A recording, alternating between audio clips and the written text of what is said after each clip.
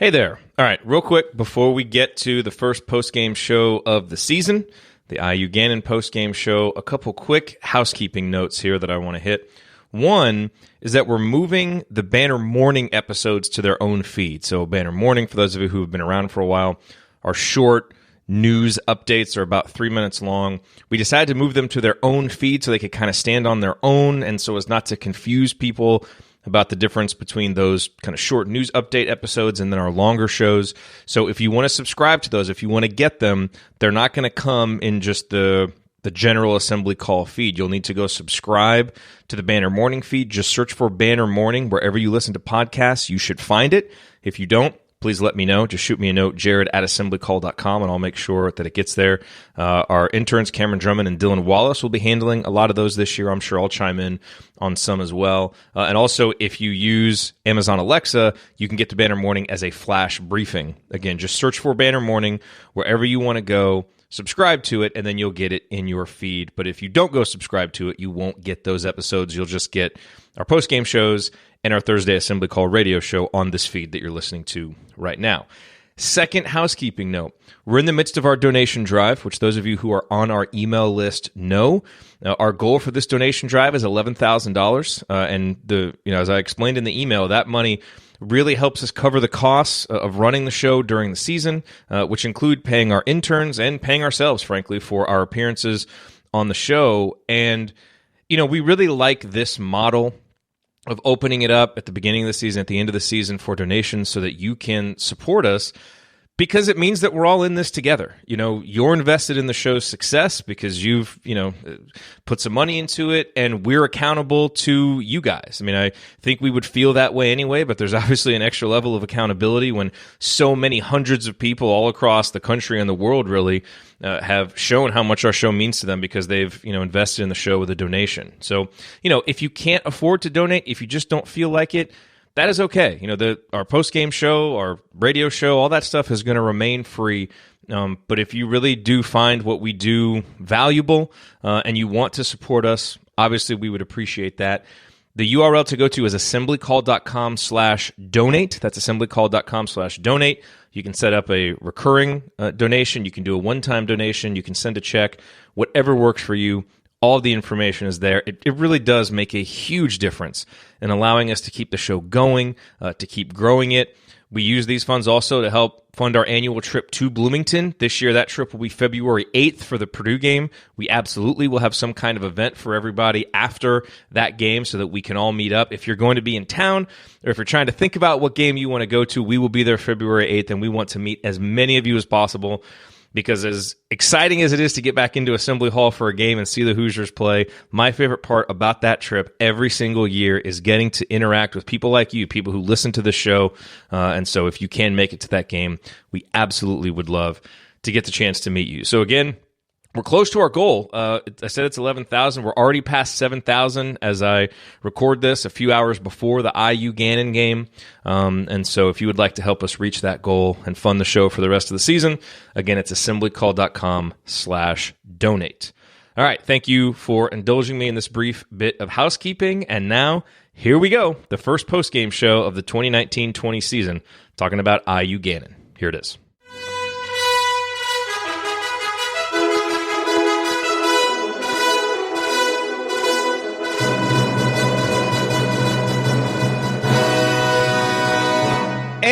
Welcome, Hoosier fans, to another victorious episode of the Assembly Call. As tonight, your Indiana Hoosiers won their exhibition game against Gannon 84-54. It was a game that, the first half was a little bit choppy. Gannon actually took a lead with like 2.5 minutes left in the first half, but Indiana really was able to rebound from that point, play well, do some good things, especially considering the context, which we'll get into, of having no Al Durham, no Devonte Green, and a very limited Rob Phinisee. So your freshman guard, Armaan Franklin, was there to basically be your leader. And all things considered, I think there are some positives that we can take away from this game, and obviously some negatives as well, and we are going to get into all of them here on this edition of the Assembly Call IU postgame show, the first of our 9th season doing postgame shows. So we're very excited to be here with you. I'm your host, Jerod Morris. I'm here with Andy Bottoms and Ryan Phillips. And let's start the show the way we start every show, and that is with our banner moment. And I got to say, for the banner moment, I'm just going all the way back to the start of the game. Very first possession of the game, Armaan Franklin gets the ball, uses a Joey Brunk screen, goes in, scores, takes it aggressively to the basket and scores. Next time down, Joey Brunk gets a steal, gets it to Armaan, kind of in a spot where you could push it or not. What does Armaan Franklin do? He's aggressive. He pushes it confidently up the floor, gets it to Trayce Jackson-Davis for a bucket. And this was indicative of the mentality that we saw from Armaan Franklin all night long. And again, this is a freshman making his very first appearance at Assembly Hall, and now he has the pressure of basically being the only healthy guard. And I was really, really curious to see how he would respond to that, because some guys, they might be a little bit timid. They might be a little bit unsure of themselves. And Armaan really didn't show any of that. You go to the second half at about the 15-minute mark when the game was still a little bit competitive. Armaan has a beautiful dump-off pass to Race Thompson for a layup. Demezy gets a steal at the other end. Then Armaan comes right down and hits a three. It was a quick 5-0 run. It extended Indiana's lead to 17 points and really put the game away. And that was the kind of play that you got from Armaan all night long. He was very aggressive, showed a lot of confidence, and obviously, the competition, it's a Division II team against Gannon. We've seen guys come out and have big exhibition games before, but I just thought the mentality that Armaan showed to take on that pressure of being the one guard in that situation, it was just really impressive. And I also thought on the defensive end, his ability to dig and recover, his long arms, and just his defensive energy. And while he got turned around a few times and got lost a few times as a freshman will, he was pretty alert on defense too. So just seeing what he brought to the table as a freshman was extremely encouraging, especially for a team that is going to need him to play minutes. Even if you assumed that Rob and Devonte and Al were going to be healthy, Armaan was going to have to be a guy that at least came in and played 8 to 10 minutes. And he showed tonight that at a minimum, he's going to be ready to come in, play with confidence, and can just do a whole lot of things, a Swiss Army knife that is going to be a valuable player for the Hoosiers, even as a freshman.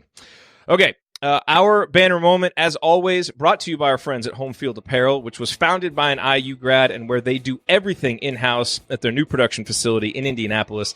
And if you haven't been paying attention to what's been going on over at Home Field Apparel since our last postgame show, you really need to go check out their website, homefieldapparel.com, so that you can see what's happening. What's going on there? Well, Ryan, Home Field still has the incredibly comfortable and now bordering on world-famous Bison logo hoodie, which is made out of their soft tri-blend material. That's my Christmas gift. Indeed it was, last year, I believe. And by the way, for all the podcast and radio listeners out there, you should know that Ryan is more often than not wearing his Bison logo hoodie while ranting on the show, as he is tonight. And that wasn't planned in advance. He just kind of always wears it, so we just assume. And in addition to the Bison hoodie, and the IU Basketball Champions t-shirt, and the vintage sneakers design, which is available in a traditional cut, 3/4 sleeve cut, and a women's cut, Home Field has also been releasing an IU football-inspired design each week during the football season. So that got me a little bit excited. Feel free to tempt fate by getting the 9 Windiana shirt, which now has serious potential to be the greatest called shot in sports apparel history, or consider any of their other vintage, unique designs that you simply cannot find anywhere else, and certainly not on material this comfortable. All right, now here's one final note that you need to know before you order. It's about money!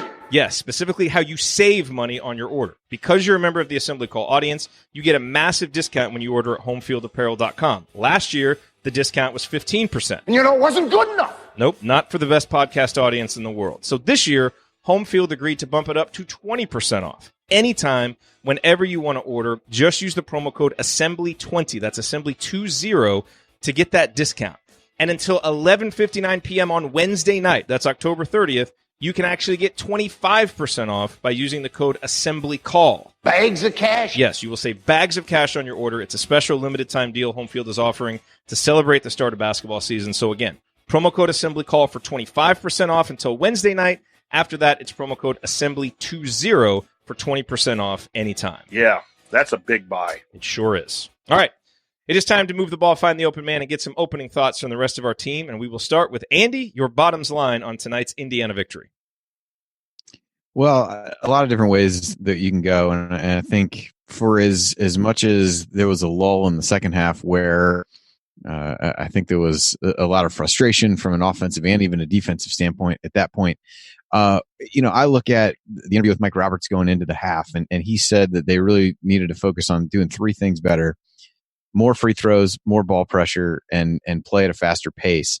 And, they really came out, set the tone defensively at the beginning of the second half. Thought Armaan Franklin, as you mentioned a minute ago, did a really good job at the point of attack. They got into the bonus, I think, with got into the bonus less than 7 minutes into the half. And I thought the offense was more crisp, and they got back to doing the things that they really needed to do. And to me, that's, again, we can put the competition part of it aside, but it is encouraging to see that, hey, these are the focus areas that we're going to go in with after what we saw in the first half, and the team really came out and executed on those in the second half.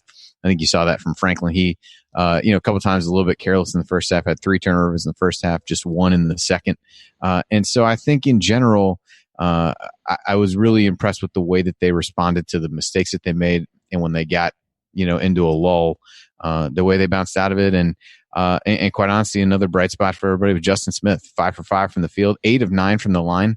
If you got some kind of hallelujah drop to pipe in, that would have been the time for it, I think, right. With his free throw shooting. But I thought a really solid performance from him, certainly more active, I felt like, in the second half, had some issues on defense. And I think as you watch this team, certainly now it's a little bit exaggerated with the guys that are out, but if this is a team that's going to play a little bit bigger, they're going to need Justin to be able to defend smaller players. And I thought that was one area that he did struggle with. But I think from a shooting perspective, getting to the basket, being active, and converting at the free throw line, I thought there were some positive things for, one of the quote unquote X factors for this year's team. So sure, we'll get into the rest of it quite a bit as we go. But, generally, given the personnel that was available and the way the game went, IU, once they fell down 29-28, ended up, I think, if my math is correct, outscored Gannon 56-25 from that point forward for the last couple minutes of the first half through the second half. So a good response to a little bit of,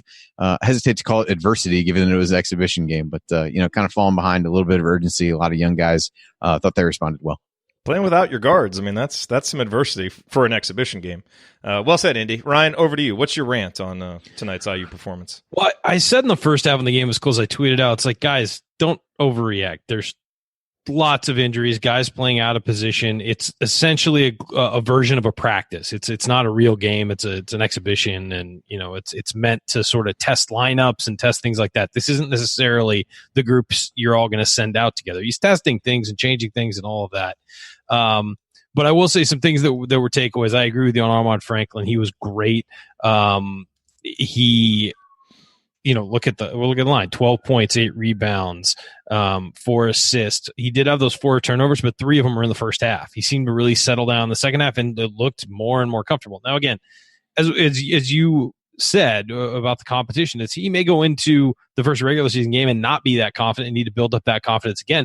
But the fact that we saw from him that he can get there is really impressive. The other guy I thought looked great moving around the court, looked way better than the version we saw last year, was Trayce Thompson. Trayce Thompson looks like he belongs on a college basketball floor, getting serious minutes. I thought he moved really well.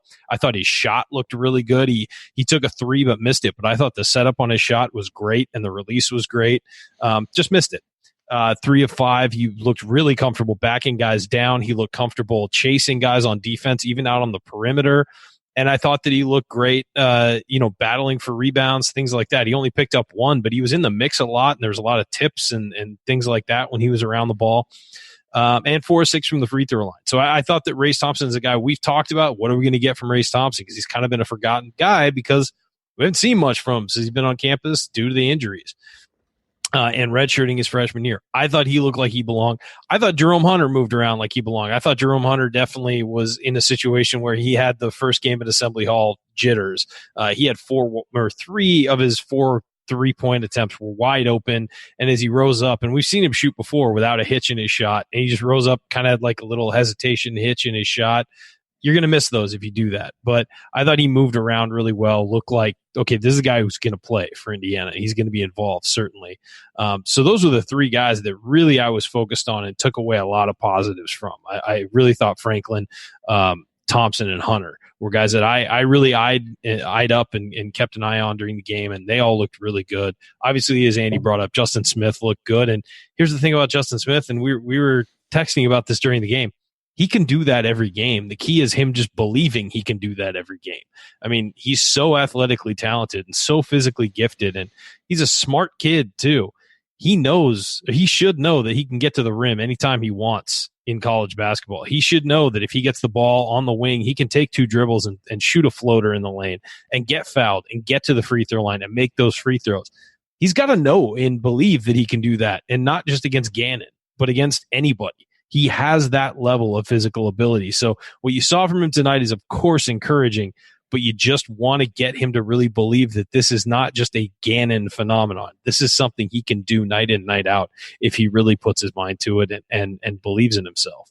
Other than that, Trayce Jackson-Davis, I thought nice little debut for him too. I thought, again, another guy who moved and looked like he was ready to play on Assembly Hall, on the court at Assembly Hall. Yeah, obviously a lot to unpack there, and we'll talk about all these guys. It's interesting on Justin. Obviously, for all of these guys, we're going to have to see it against better competition. But a couple of things that to me were noticeable about him is just better touch overall as a shooter on his free throws. And I thought on some of those little drives into the basket, a couple of those were tough shots, and he really showed some nice touch and some confidence. I thought his ball handling looked a lot more confident. And again, we're going to have to see that. But I think when you look, and 3 assists, we saw in the scrimmage, he got some assists tonight. That's not something that he's done, and he limited the turnovers. That is all good. And I thought his 2 offensive rebounds, I think both of his offensive rebounds, he turned into points. 0 rebounds on the defensive end, though, and only 2 rebounds total. That's got to get better. Now, he was playing more on the perimeter, but, especially given the focus that Indiana had on rebounding, and I thought some of the issues they had rebounding early, some of those happened when he was on the court, and he has to be better there because rebounding is going to be so important for this team, and he's one of the best athletes and can be one of the best rebounders Indiana has. So a lot of good, but as there will be with all these guys, definitely some things to work on as you go out of it as well. Yeah, on the rebounding issue, I think that one thing that was a problem is guys were sort of chasing the ball instead of chasing their man and blocking guys out early. And again, first game out, that's a phenomenon that happens. Guys want to go up and get the ball as opposed to, preventing the defense from getting the ball and the ball coming to you.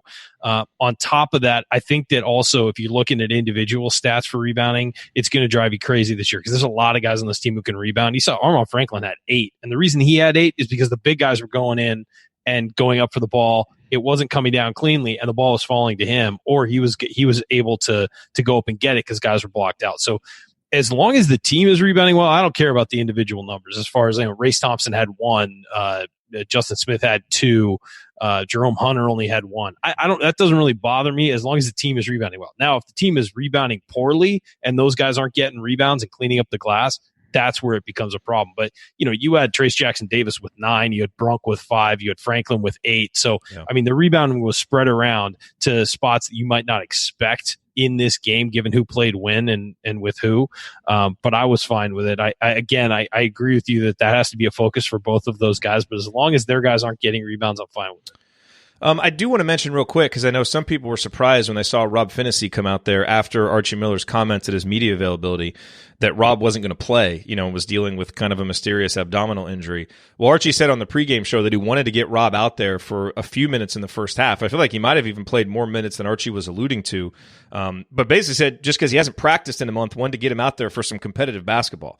And if Rob looked rusty, that's why, because he hasn't practiced. I thought he turned it around, Andy, at the end of the first half. And really, when Indiana kind of made that little run, Rob made a 3, had an assist, I think. So he really kind of turned it around at the end of the half. But I would not judge anything that Rob Phinisee did tonight because he hasn't practiced for a month. And I don't know if something changed with Al's status that made Archie want to put him in, but that was said on the pregame show. So I know a lot of people were wondering about that, but that's why. And then, Andy, as we talked about before the show, he didn't play much in the second half, and Armaan essentially just handled all the guard duties and, did it about as well as you could ask for a guy in his first game. And they really went with 4. He was really the only pure perimeter guy. I guess they had Demezi out there a lot, but yeah, it was really their lineups were really weird. Yeah. But I think.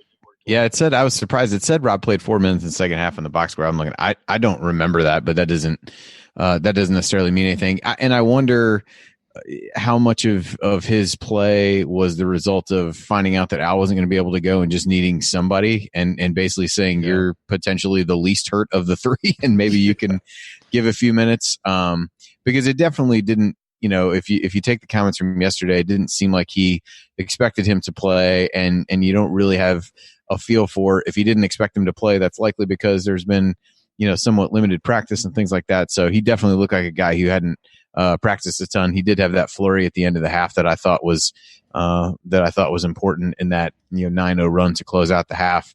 But I would agree with you. I was hesitant to really take much away from that, other than he seems like he's a guy who hasn't just been able to get a lot of work in at this point. Didn't play in the Marquette scrimmage, wasn't at Hoosier Hysteria. While those are not practices, it's fair to assume that his participation there was pretty limited. So yeah, I don't take he's one of the guys that I just don't take very much away from this game for at all, really.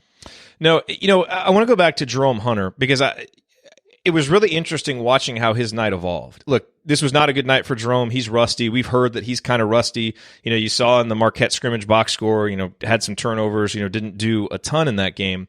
What I thought was interesting, Ryan, you talked about his shooting. In the first half, it was off. He had a lot of wide open shots, didn't make them. We need to remember about this guy. You go back to high school. This is a guy that played most of his high school career in the post and really started to develop his perimeter game later in his high school career. And I thought it was interesting in the second half, the one stretch of the game where he looked really comfortable is when they put him in the post. And, I loved how deep he was posting up, how aggressive he was, how assertive he was in the post. Got in there, was able to get himself to the free throw line. One time picked up an offensive foul, I guess, for being a little bit too aggressive. Maybe that was a grab call. I did too. Maybe for him, as he starts to work off this rust, he needs to work more inside out. And I think we've looked at him as, here's a panacea for our bad 3-point shooting. He can be that wing guy. But considering some of the mismatches he may have, he's a really skilled post player, and I hope that we see more of that, because he looked really confident when he was down there doing that. It kind of got him into the game a little bit. And I'd like to see him with the ball in his hands, maybe driving off the wing a little bit too, to maybe create some space, drive and pull up, or drive and stop and let his defender kind of fall off him and get some more room to shoot. He's going to be rusty. He spent a year on the sidelines. I mean, he was working out, he was doing this. He spent a year out of basketball, essentially.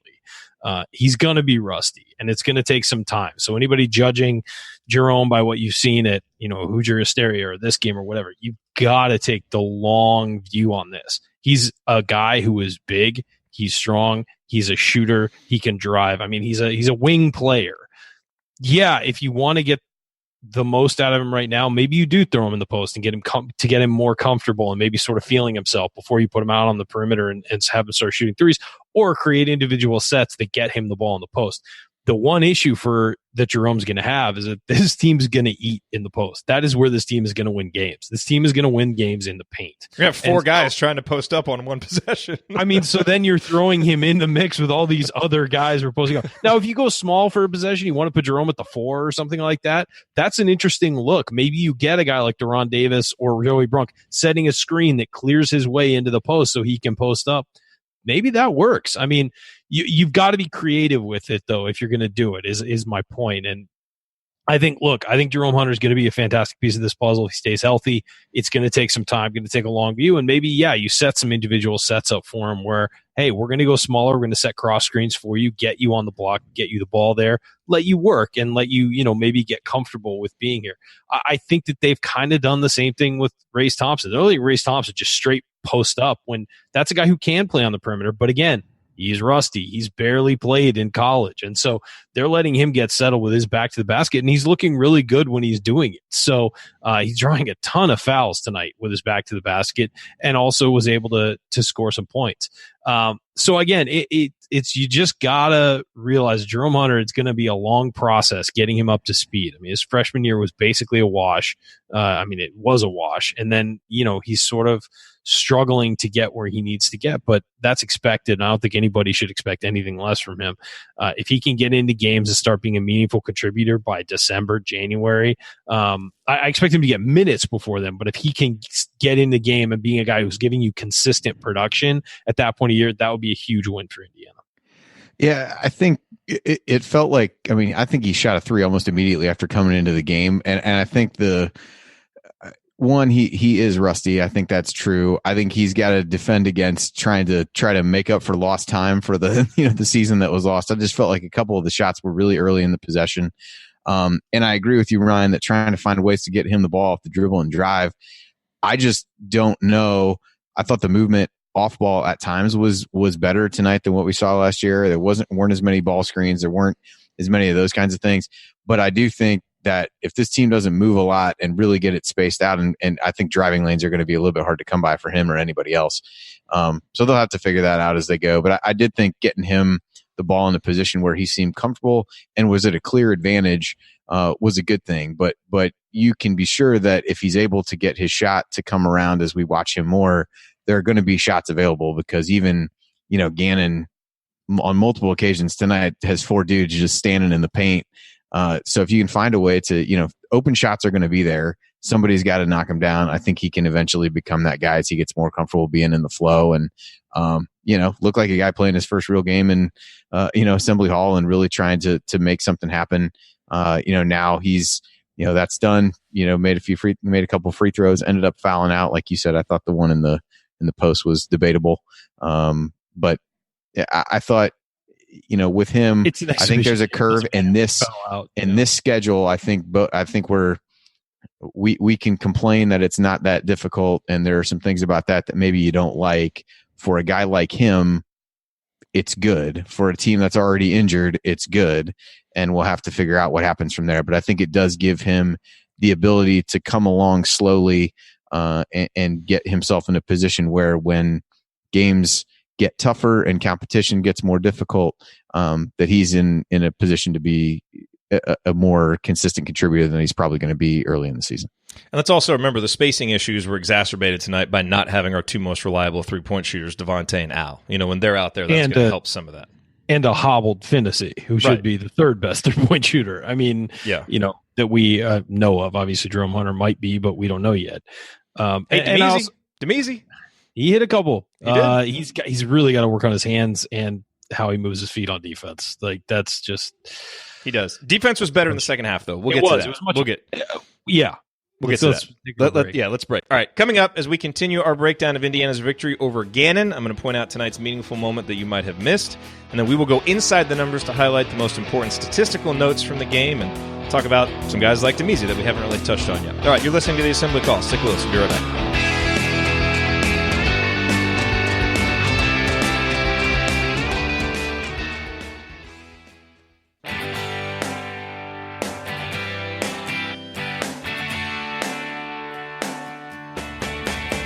What's going on? It's Christian Wofford. What's the only thing better than an epic buzzer beater?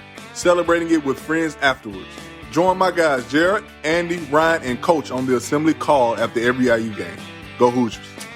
Thank you, Christian. You are listening to the Assembly Call IU postgame show. I'm Jerod Morris here with Ryan Phillips and Andy Bottoms, and we are breaking down Indiana's 30-point exhibition victory over Gannon. And guys, it's time for the meaningful moment that you might have missed from tonight's game. There's a couple of them that I want to point out, and it'll lead us into a discussion about Trayce Jackson-Davis, because I thought he really, just flashed some of the athleticism, some of the instinct, some of the competitiveness that we, are already, really starting to like from him. The first play happened about the 10:45 mark of the first half. Justin Smith, who I thought played better in the second half than he did the first half. The first half was a little bit lackadaisical on defense, had some really poor closeouts. On one in particular, his man blew right by him, but Trayce came over from the weak side and had a great block and ended up leading to a fast break. Armaan ended up getting it up to Deron Davis. We went up 22-12. But it's, one of the underrated things that we're missing without Juwan Morgan is he is a guy who could make some defensive plays from the weak side and had the athletic ability to come up and block some shots. And Trayce is a guy who can do that. Indiana doesn't have a ton of rim protection. Duran provides some. Joey Brunk really doesn't provide any. We haven't seen from Race. But Trayce is a guy that blocked, 3+ shots in high school and is going to be a guy, especially when Joey's out there, when you have plays like that where you have a poor closeout and a guy beats you, he's got the athletic ability to erase that. And that's going to be a really big feature of this defense. So that was nice to see.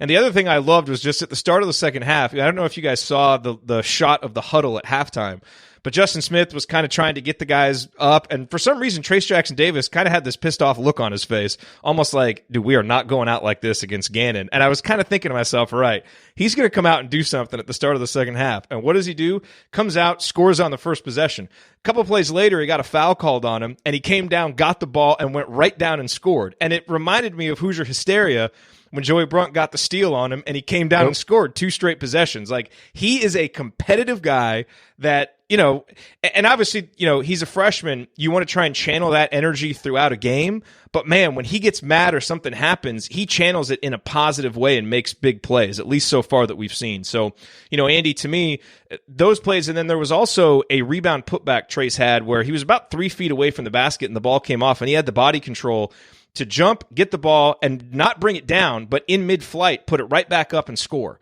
That was off an Armaan Franklin shot. Yeah, and you just see some of the body control from him. Like, he is an NBA-level athlete right now that obviously needs to add the skills. But, boy, you see some of that potential in some of the plays that he can make.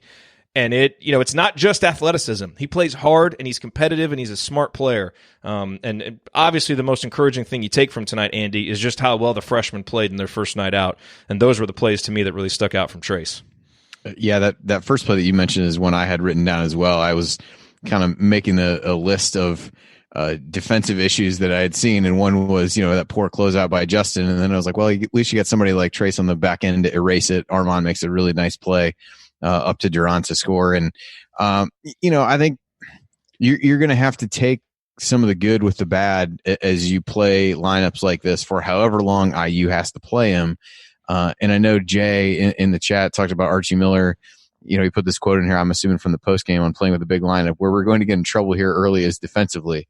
I think that's fair. These big lineups are going to be, really tough to defend, and that's going to be an adjustment period for all of them. But I do think having a guy like Trayce on the back end of that is really helpful as a rim protector and a guy who can, maybe clean up some of those mistakes if they are made on the perimeter for the time that they're going to be made, which hopefully is short lived. But I did think he was good. I know Archie had talked about his rebounding at some point. Comes up with 9 rebounds. Just a really active player, I guess, is the best way to say it. And I think you could really attribute a lot of the same adjectives to both he and Armaan. I mean, that's what I would say about Armaan. He was just really active. His hands were active on defense, really trying to get up into the opposing team's point guard.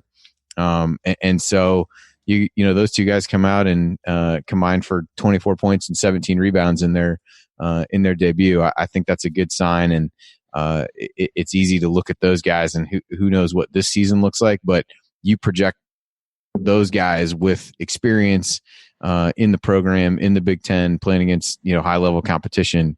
I think those are a couple of real building blocks, which is what a lot of people said when they got recruited. So a positive thing for him. I think the activity level is going to be good. Might get himself in foul trouble sometimes doing that, but athletically, I think he gives this team a lot of versatility and can do a lot of different things, which are going to be important, whether that's defensively or rebounding, playing inside, moving off the ball. I think that's probably the next big thing for him, is really to be able to move off of some of the other guys posting when he's on the floor.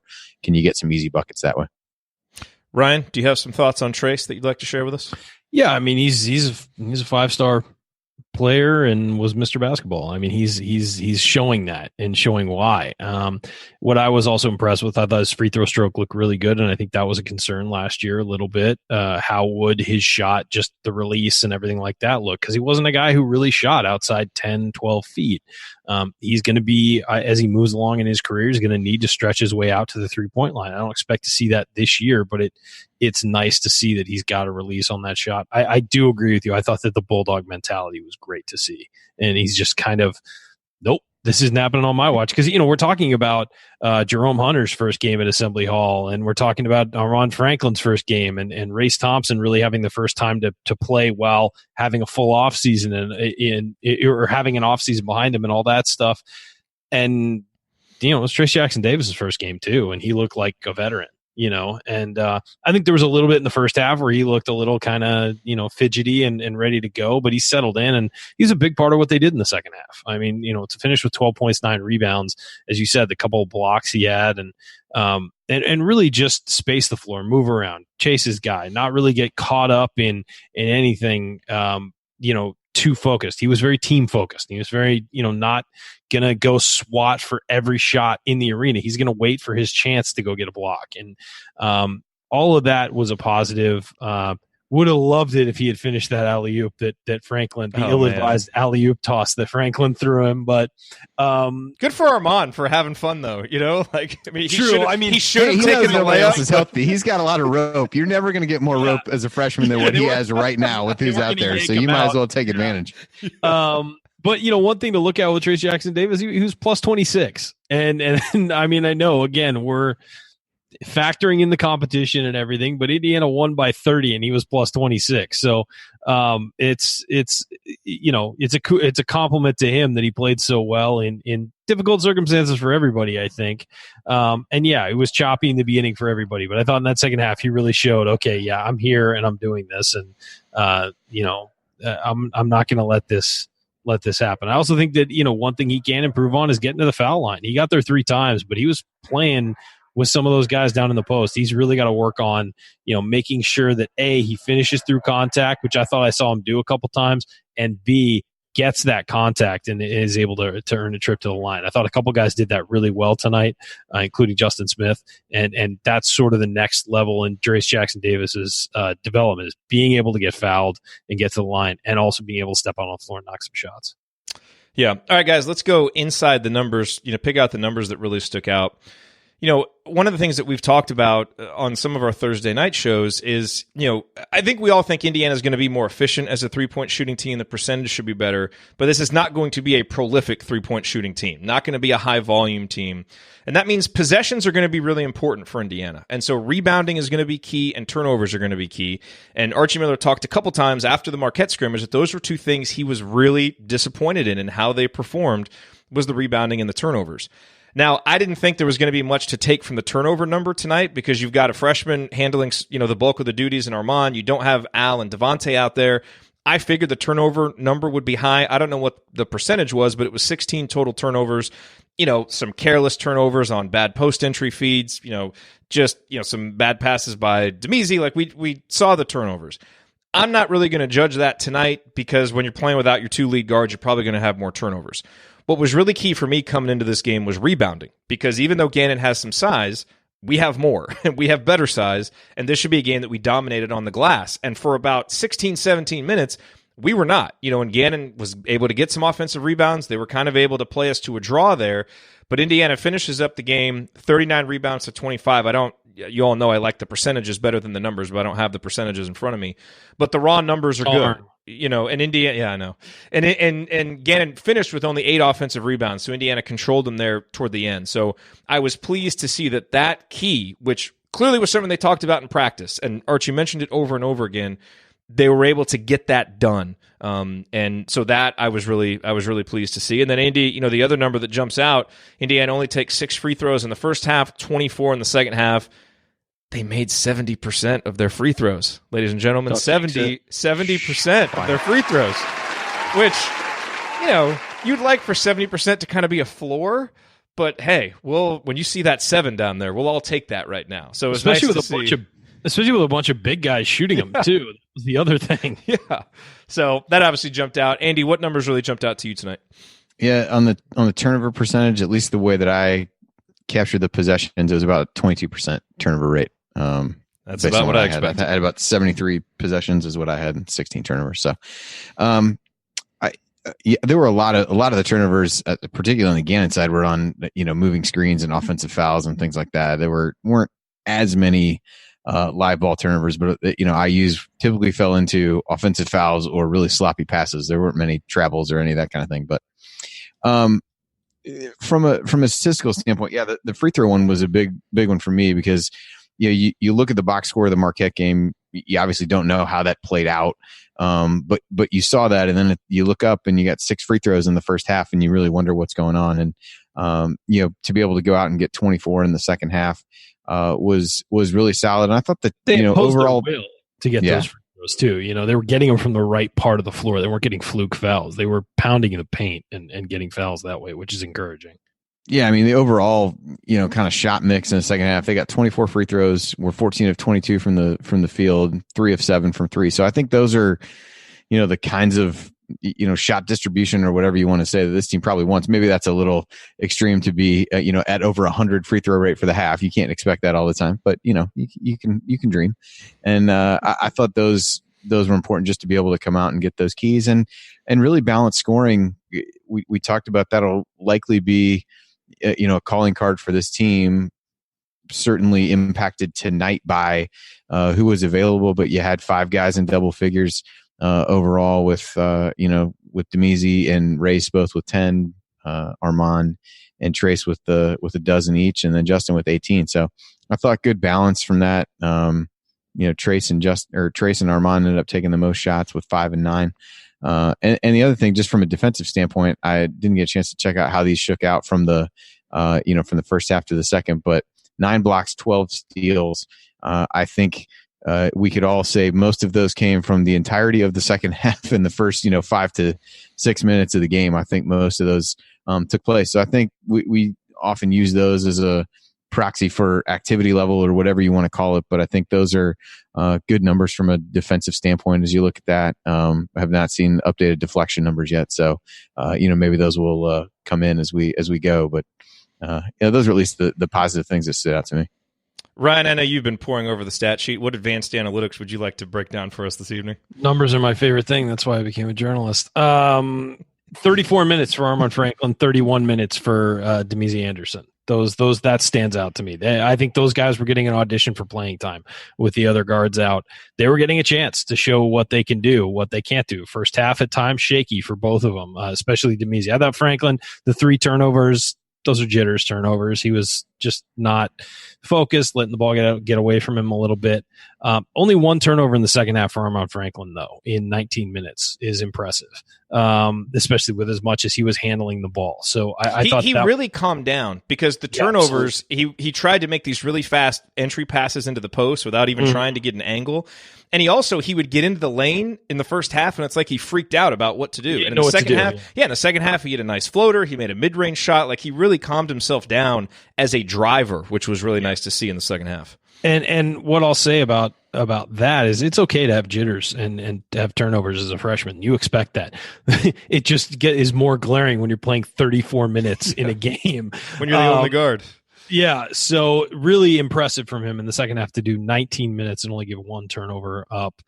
Some of the turnovers late were just kind of, for the team. I know the team had 16, but some of them, when you get into a blowout, stuff happens. You lose your focus a little bit. Happens to everybody and happens with everybody. So I was actually encouraged for most of the second half the way they played without turning the ball over and getting what they wanted. And as you mentioned on those post entries, as we have seen at Indiana over the last decade, post entry feeds are a skill that you actually have to practice and learn. And Armaan Franklin, as a freshman, will practice and learn that skill, and it will get better. But yeah, so I think that you're right. Some of those turnovers were just trying to force things. You could tell the emphasis was on get it to the big guys because we don't have guards today. And I think that everybody on the team, not just Franklin, did a good job of eventually doing that. As you sort of saw about halfway through the first half, they started focusing on just dumping the ball into the post. Just dump the ball in the post. Let Deron Davis, at the time it was who was in, let Deron Davis go to work. Let Trayce Jackson-Davis go to work. Let Race Thompson go to work. And let Joey Brunk get some work in down there. That was the focus, and I think that's really going to be the focus this year. I think this team is going to hit shots on kickouts. They're not going to they're not going to come down and set everything up to shoot 3. These are not going to be the Golden State Warriors where they're firing 20 to 30 threes a game. There's going to be a team that makes its money in the post and in the paint with safe, smart shots, and when the defense gets sucked down into that mess, hit shots on kickouts. Yeah, I think a couple other things. Ryan, you mentioned that points in the paint, IU had 42, so I'm trying to kind of do the math here. I think there were basically 3 shots that IU made that were outside the lane, but not 3-pointers, so a lot of points right around the basket. Fast break points at 29. A lot of those came really early in the game, and then 11 second chance points. I mean, I think those are, if we start looking at where the points come from for this team, I think those 3 are going to be really telling for this group. I think the points off turnovers and the second chance points are important because it's not a team that's probably going to run beautiful offense and do some of those things. So how do you get easy baskets? and the points in the paint. Another one that is IU really able to exert its will, as you said before, Ryan. Are they able to use their size to their advantage and some of those things? I thought tonight, for the most part, they did a good job with that. Although one of those mid-range shots was a beautiful jumper from Armaan curling off of a screen that was really good. So it was Greg Graham-esque there. there. Nobody here is a huge fan of the mid-range jump shot in the analytical age of basketball, but that was a pretty one for sure. I am when it looks like that. The other thing too is fast break. That's another place where Indiana's going to get some points, and they really, and you look, they have guys who can finish. Trayce can finish. Justin can finish. The fast breaks have to get better because the guards get better. And last year, Indiana's guards were not good at leading the fast break. I thought Armaan really did a nice job for his first time out, being assertive and making some good decisions in the fast break. And so that's going to be another place where Indiana gets points. One more note before we break. Ryan, what did you think about Demeze's first three-pointer where his feet were basically parallel to the three-point line? I mean, it's just Demeze, man. Yeah, just going to let it go. Just let it go. Demeze is who he is, man. That's how he's going to be. And if he can hit 2 of 4 3-pointers in a night this year during the season, that's going to be great for IU. It's probably more likely that he'll go 4 for 4 one night and 0 for 4 the next night. Of course it is. But where my concern with Demeze Anderson is the way he moves his feet on defense and the way he holds on to the basketball. He had 3 turnovers tonight. He had 4 assists too, which was nice to see. He's got to be able to catch and hold the basketball and pass it, and not lose focus and just not let. There are a couple passes just bounce right off his hands. Now he was able to recover some of them, but he's got to work on that. That has to be the biggest thing he works on, and moving his feet defensively as well. His defense improved a lot from first half to second half. He really internalized everybody's did, but his was very noticeable. Yeah, and he and Armaan, they were causing some problems out there defensively in the second half. That was really nice to see. Okay. Coming up here on the Assembly Call, we are going to hand out our game balls. We will hit some other lingering storylines. We got to talk Joey Brunk and Deron-Davis, so we'll talk about them next. Then we're going to look ahead to Indiana's first opponent, and then it'll be time for last call. That's next. Stick with us here on the Assembly Call.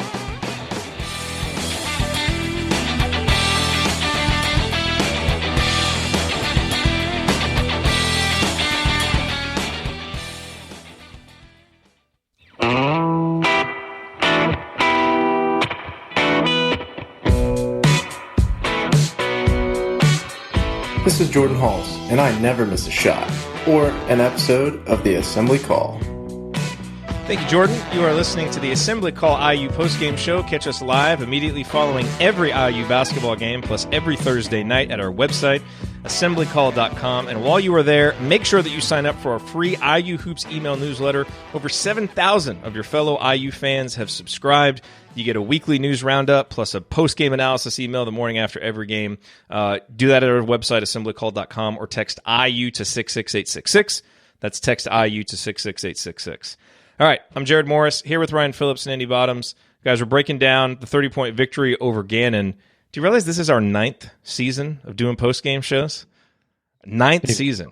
Just slightly old. Did you ever think when this thing started that 9 years later we'd still be here? You mean when I was using a phone to call you so we could do these? Yeah. No, I didn't. How things have changed. And by the way, I want to take this opportunity real quick. I mean, we would not be here 9 years later without the audience that has supported us. Obviously, we're in the midst of our donation drive. Folks have been incredibly generous going to assemblycall.com/donate and, helping to support us. So, I mean, this has really become so much more than a show. It's a community. And we just, we, from the bottom of our hearts, we can't thank you enough for all the support, financial, emotional, and just your presence, on the chat mob as a listener. We really appreciate it. And we're really excited about embarking on this 9th season with you. It's going to be a journey, as they all are. Hopefully this journey ends a little happier than some of the last few have. Okay, game ball time. I think I pretty much gave mine away with the banner moment. My game ball goes to Armaan Franklin. He was Indiana's statistical leader. He was really Indiana's just energy leader and their floor leader with the ball in his hands. I can't really make an argument for anybody else. So Armaan gets my game ball tonight. Andy? Yeah, I would. I'd give mine to him as well. Had a lot on his plate, given the injury situation, and he was out there. I thought generally acquitted himself really well. And as much as anything, like I said, really liked that he was able to adjust and hone in and improve on the things that he didn't do as well as he probably wanted to in the first half. Improved on those in the second half from a turnover perspective. Really thought sustained ball pressure was really good from him.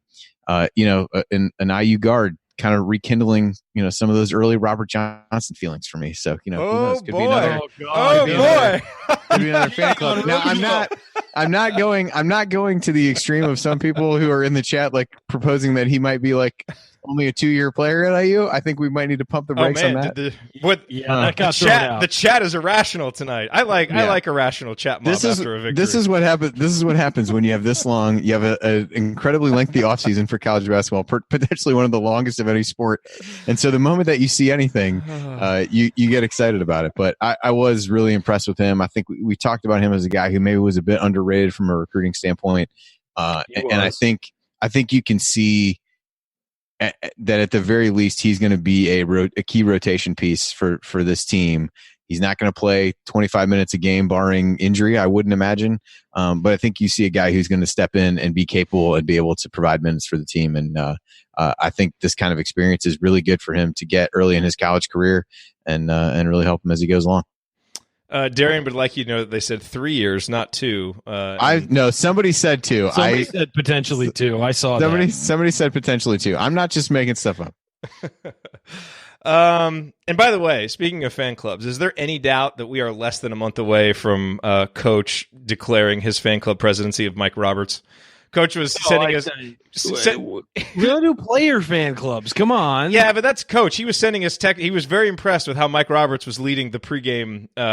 Look, Coach was not happy last year about the way the team warmed up. I know. Every time we would go to a game, or he would go to a game, we would get angry text messages about the lackadaisical warm-ups. And tonight, he was very excited about how Mike Roberts was leading them through the pregame warm-ups. So he was. Yes. Very excited. Okay, now it is time for Ryan, your game ball. Devonte Green.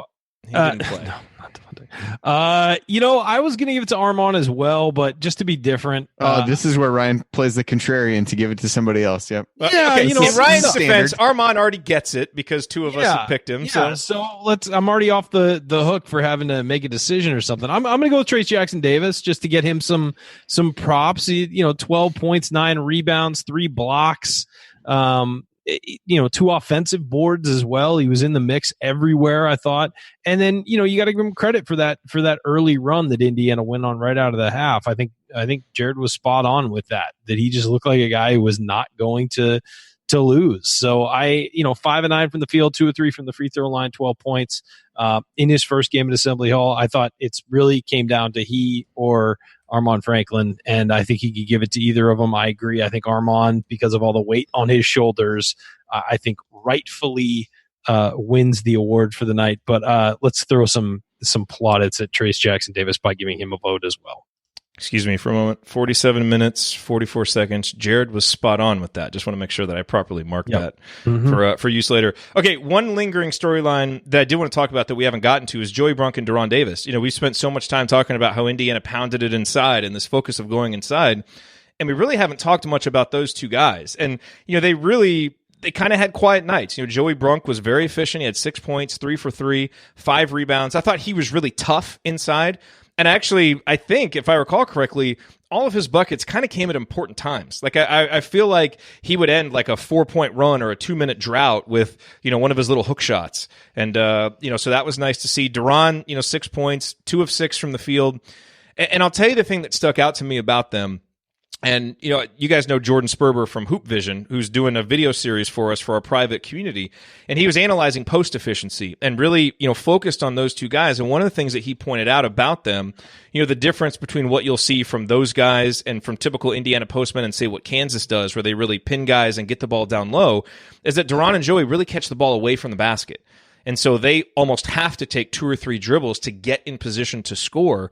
And, I would really like to... It's also a rhythm thing for both of them, I think, too. It's a 1, It does 2, seem like it.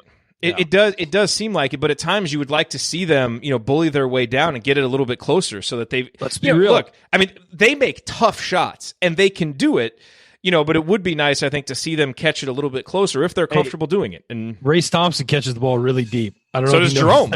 Yeah. And Jerome Hunter did as well. But for Duran, I think it's always been a rhythm thing. He's done that since high school, and he likes to have, because he usually goes with a hook shot over the top. He doesn't barrel his way to the hoop on the inside. Or the little spin move that he'll do. Yeah. Sometimes, yeah, when he gets guys overplaying him. But what he likes to do is kind of do the 1, 2, and then go. And he's done that since high school. I think that's just a comfort zone for him. You're right, though. He doesn't catch it as deep as he probably should. Defensively, I think he doesn't set up on guys as deep as he should either. Or he lets guys get deep on him a little bit and then uses his size. But both of those guys are going to use their size to beat people as opposed to using technique to beat people in a lot of ways. And Duran can bully. No, but they have to. I mean, if they're 3 dribbles away, they've got to use technique. What I'm saying about Duran and his size, he can bully people backwards because of how strong he is. So he's using that size to sort of push people back and then get in his rhythm and get the hook shot. And Bronk, I think, just needs more time attacking the middle of the defense. At Butler, he didn't get a whole lot of time on the floor where he was a guy they were dumping the ball into and expecting points from. So you're right. And I think that the assessment is correct that they catch the ball a little further out than they need to. With Duran, I think there's more of a method to it than just not getting good position. I think he likes to attack sort of from the side, sweeping across the middle. But I agree with you on both counts. The interesting thing when you see them, they're very rarely in position to rebound their own miss because they're often kind of fading away from the basket. And that's where Trayce Jackson-Davis, Justin Smith, those guys need to be aware because you can get some great putback opportunities because they do put the ball up there softly, but they're not usually in position to get it. Andy, that was what I thought. I felt like they let the defense force them into some pretty tough shots, some of which they made.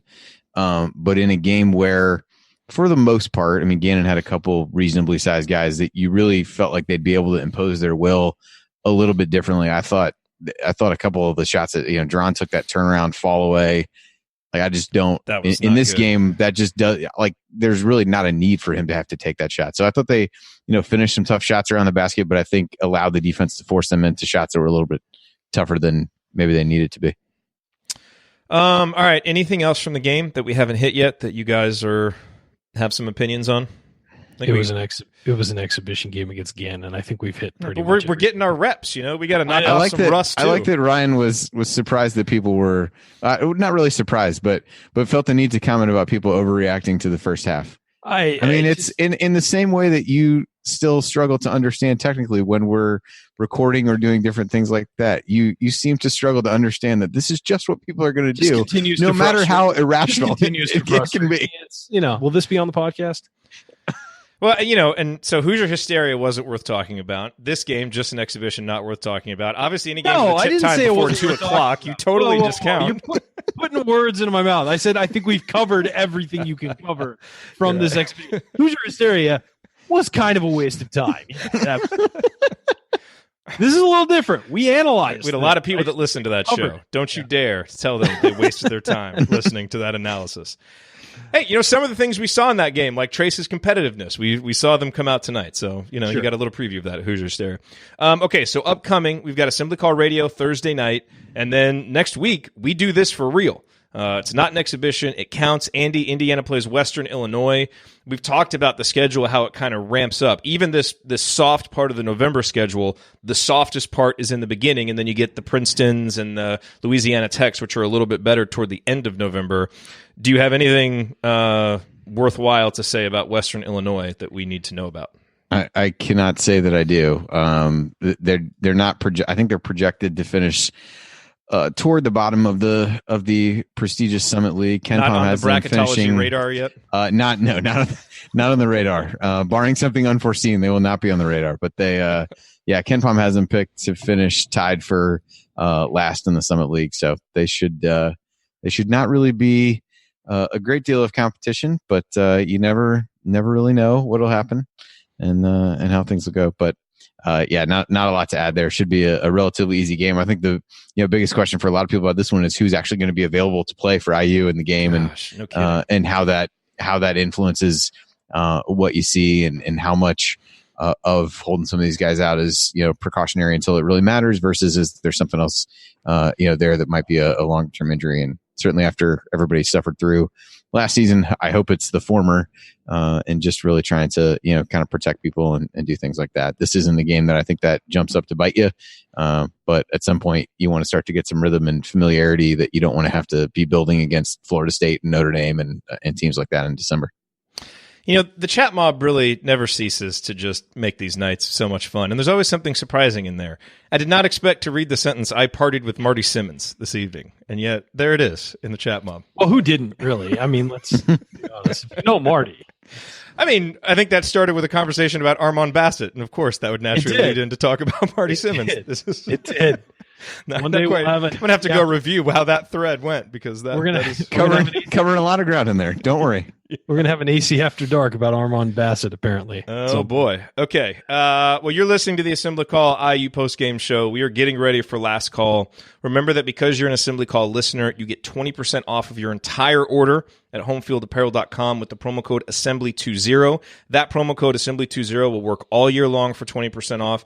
But until Wednesday night, that's October 30th, you get an additional 5% off. So that's 25% off total. They're doing this to celebrate the opening of college basketball season.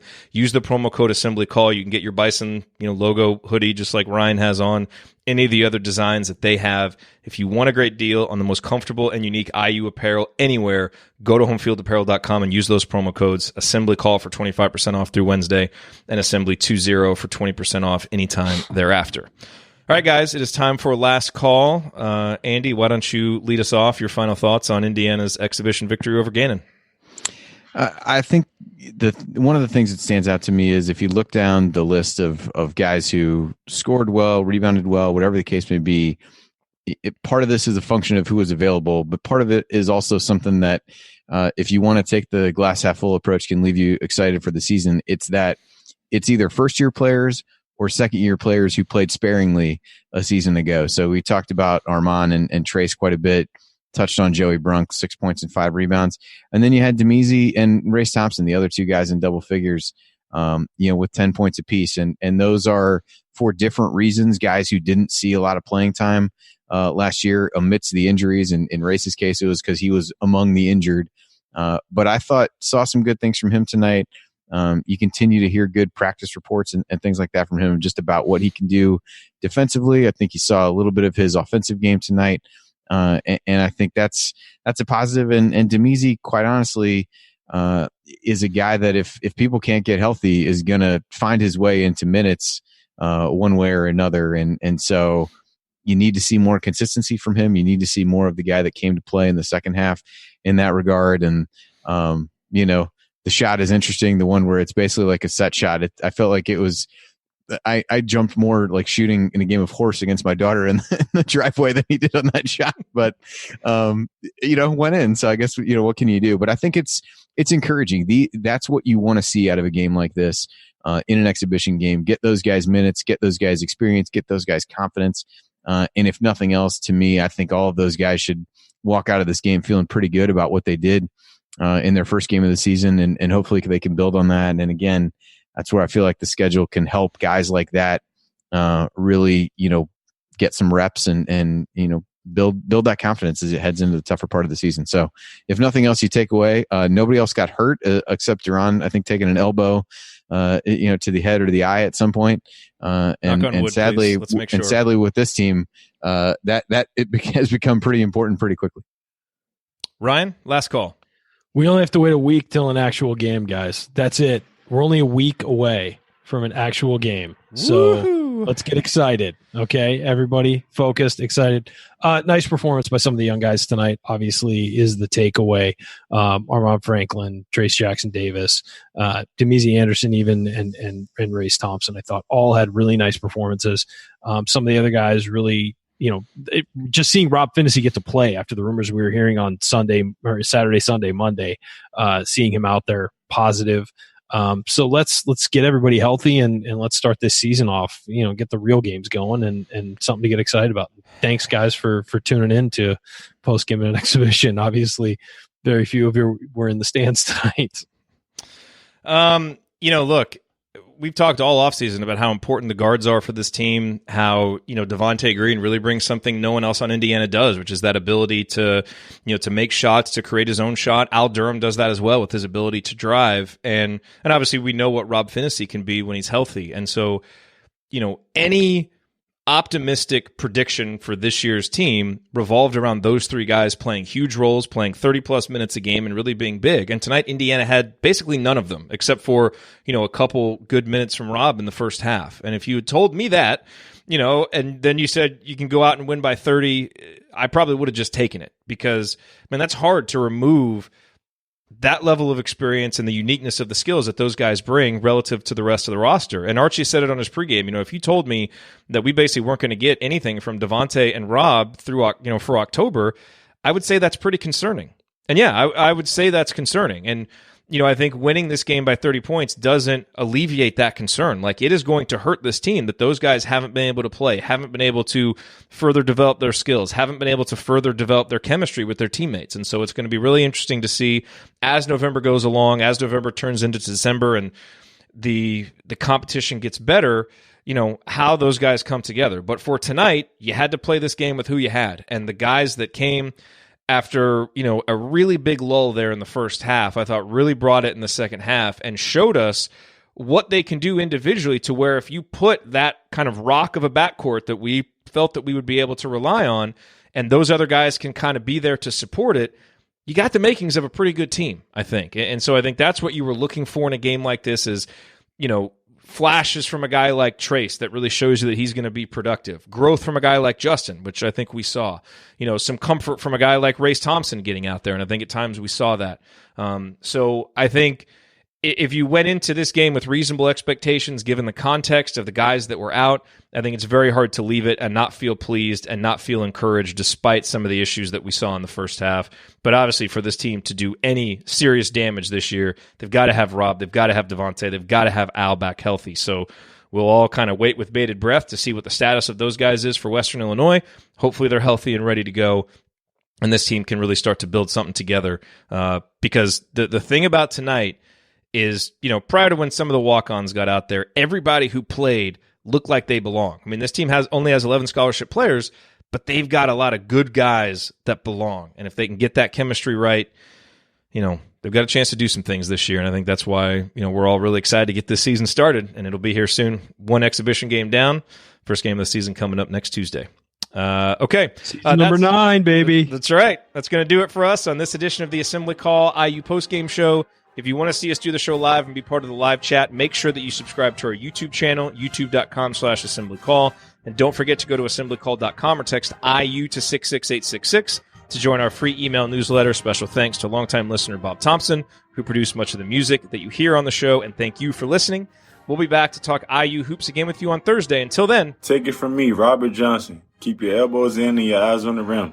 And go Hoosiers. Thank everybody for coming out. We're out of here. I gotta go. Who's on Thursday? Who's doing Thursday? I don't know. It's the Halloween show, so we're gonna push it. We're probably gonna push it back an hour. I should be there. Are you available? Yeah, I can do it. Okay. Sure. I think Coach might be out. I don't know. Andy, you're out, right? Yeah, I'm out. Well, although I don't know, ours might get postponed here because it's supposed to be just horrific weather-wise. So. Let's just play it by ear. But we're going to do it now. We're going to do it an hour later. This World Series is getting good, guys. Oh, good. All right. Thanks for being here, everybody. We'll talk to you on Thursday. Later, guys. Thanks, everybody. See y'all.